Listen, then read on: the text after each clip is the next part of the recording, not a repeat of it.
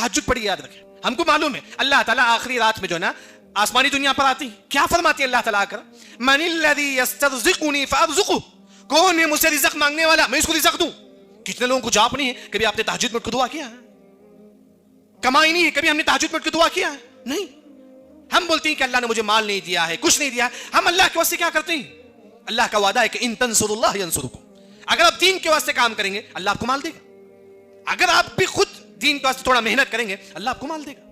یعنی کہ یہ جو تہجد کی نماز 2 رکعت ہی بس, سمجھو کہ نا 4 بجے فجر شروع ہوتا ہے, 4:30 بجے فجر شروع ہوتا ہے, 10 منٹ پہلے اٹھ جائیے, 2 رکعت نماز پڑھیے, کم از کم 2 رکعت بھی جائز ہے, پڑھیے 2 رکعت تہجد. دیکھیے کہ آپ کی زندگی میں اللہ کس طرح برکت دیتی ہے, کس طرح اللہ آپ کو رزق دیتی ہے. یعنی کہ باپ پریشان ہے, بیٹا کو جاب نہیں ملتا ہے. ہم بولتے ہیں کہ باپ بولتا ہے کہ جاؤ فلاں کمپنی جاؤ, فلان سے ملو, فلان سے ملو. کبھی ہم نے یہ کہا کہ تہجد پڑھو, کبھی ہم نے یہ کہا کہ میرے بیٹے تم وتر کی نماز پڑھو. نہیں. یعنی کہ جہاں انسان ٹیلنٹ ہے وہیں اللہ سے مدد مانگ.